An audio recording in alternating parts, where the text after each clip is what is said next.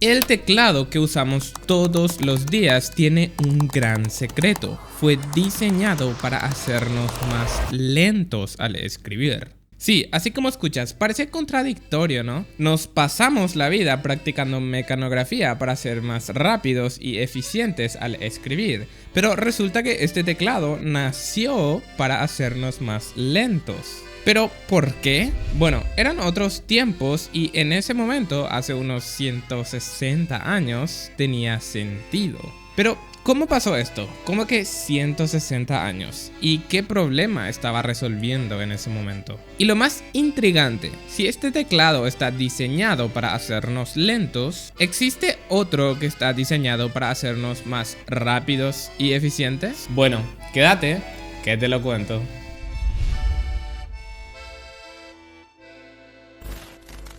Todos los días para comunicarnos por WhatsApp, buscar algo en internet o principalmente para realizar nuestro trabajo, para los que trabajan en una oficina, utilizamos la distribución de teclado llamado QWERTY. Este teclado es el estándar internacional para casi todos los idiomas.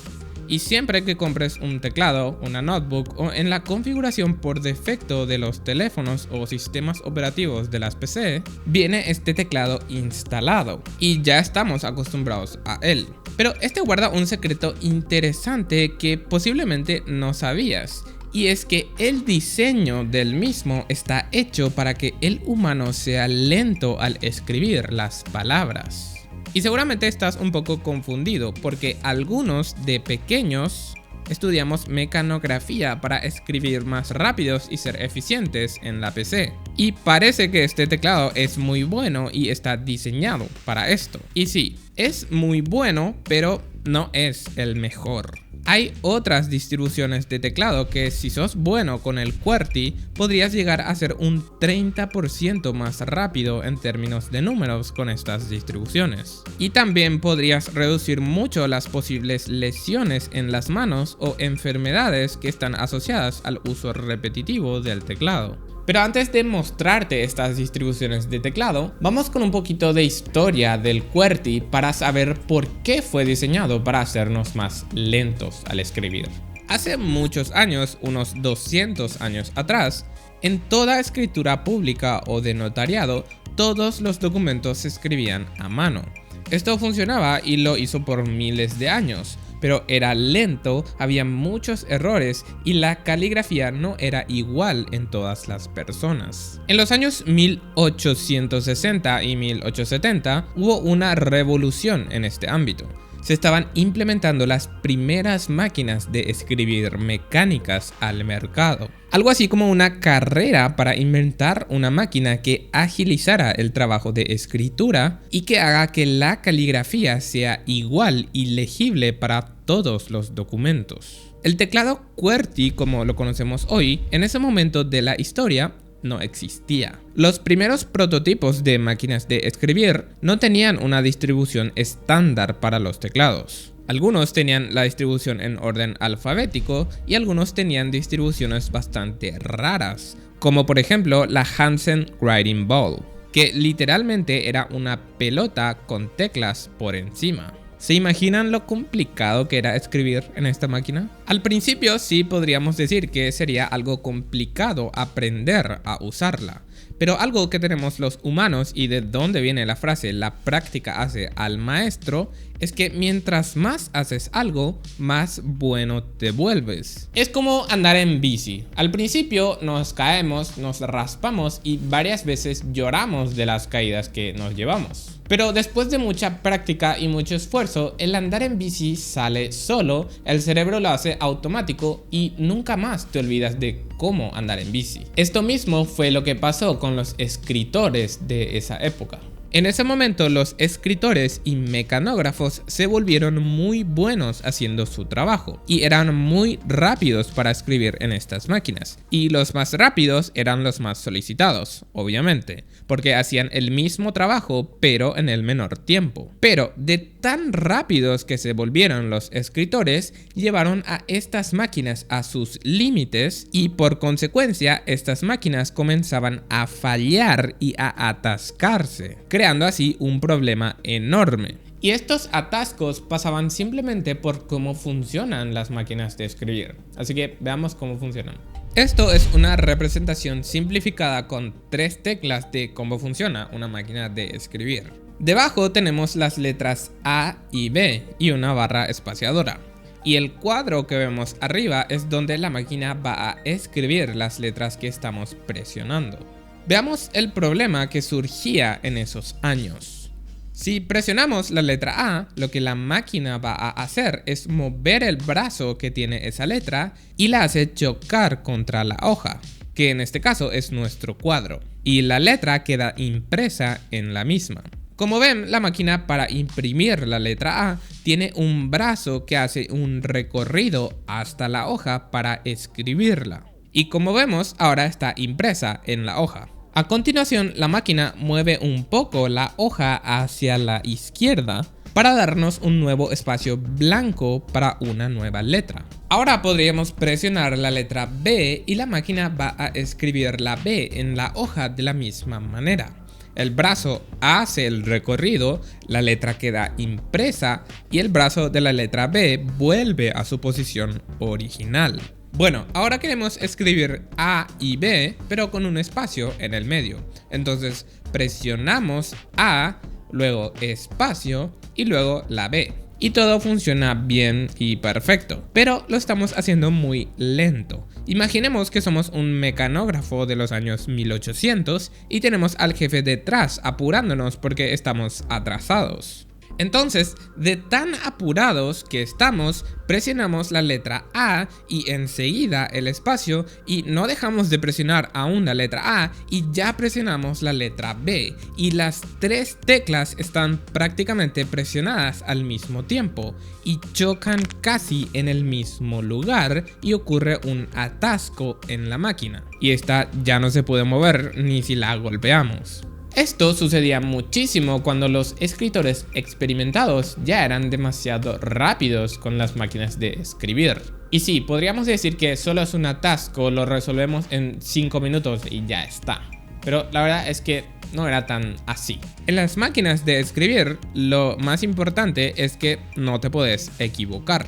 Estás escribiendo un párrafo de 200 palabras y te equivocas en una sola letra, un espacio de más o pusiste mal un número, esa hoja a la basura y tienes que hacer todo de nuevo. Como ves, los atascos en estas máquinas eran muy críticos y que ocurrieran muchas veces en un solo día o en una sola hora era muy malo en ese momento. Había que idear una solución a este problema. Una posible solución podría ser decirle a los escritores que sean más lentos, pero esto es relativo. Para lo que yo percibo como rápido, para vos puede ser lento o viceversa. Y también recordemos que en ese momento las personas que eran más rápidas eran las más cotizadas, porque hacían el mismo trabajo en un periodo más corto de tiempo. Entonces esta solución era un poco inviable. En su lugar, el señor Christopher Latham Scholes ideó y diseñó el teclado QWERTY en 1868. Con la intención deliberada de ralentizar la escritura de los operarios y evitar que las barras se atascaran. Lo que hizo fue colocar las letras más comunes del inglés, como la E y la T, en posiciones que requerían más esfuerzo físico para ser presionadas consecutivamente.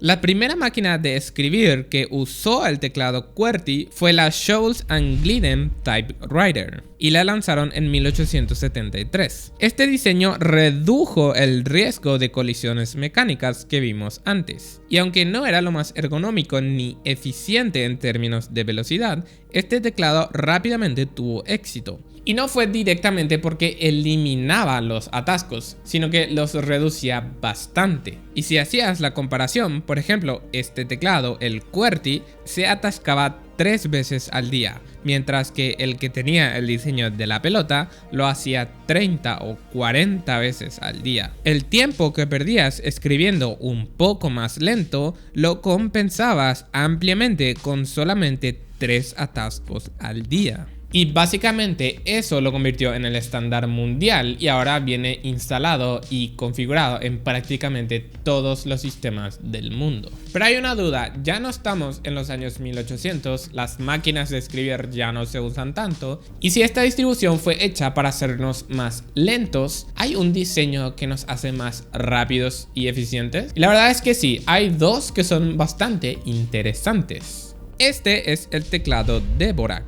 Fue diseñado en 1936 por August Dvorak y William Dealey. El objetivo de Dvorak y Dealey era diseñar un teclado más ergonómico para disminuir los errores de mecanografía, aumentar la velocidad y reducir la fatiga del mecanógrafo. Y aunque las primeras versiones se estudiaron para el inglés, existe un Dvorak para el español. En esta versión las teclas de las vocales A, E, I, O, U y 5 de las consonantes más usadas, D, R, T, N, S, están en la fila del medio, donde naturalmente van los dedos, haciendo que en este diseño no tengamos que mover tanto los dedos arriba y abajo para escribir las palabras y así causarnos fatiga en las manos. Otra distribución es el Colemak. Esta distribución fue desarrollada principalmente para el idioma inglés en enero del 2006. El diseño Colemak no viene tanto por la eficiencia y la rapidez, sino que esta está más enfocada en la ergonomía del escritor,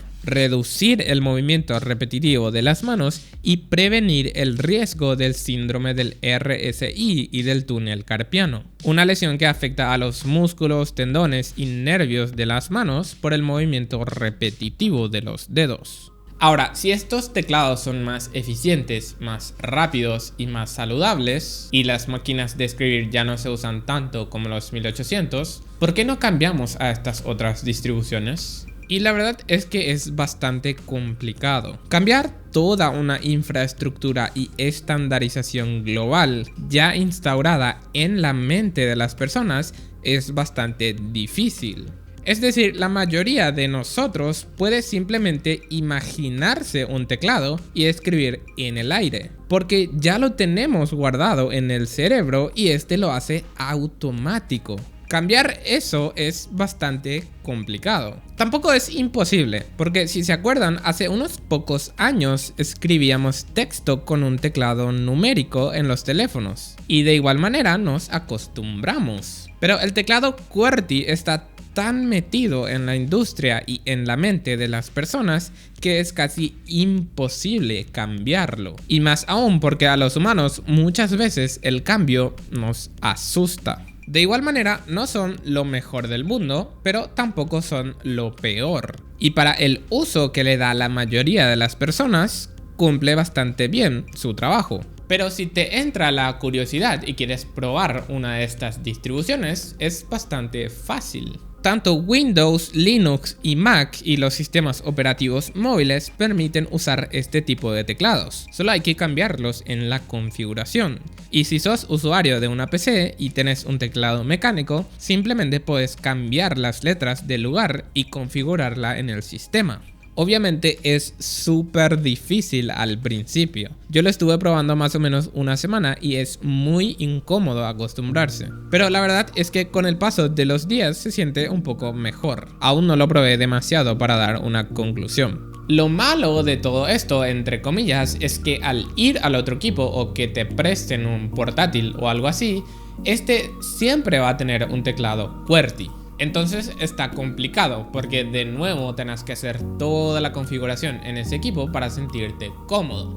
¿Y vos qué teclado usas para escribir texto? ¿Hay algunos de ustedes que usan el Dvorak o el QWERTY o el numérico que usábamos antes con los teléfonos? Muchísimas gracias por ver este video, gracias por suscribirte a este canal. Leo todos los comentarios, así que déjame uno en la parte de abajo y capaz podés aparecer en el próximo video. Muchísimas gracias a los miembros del canal y nos vemos en la próxima. Chao, chao.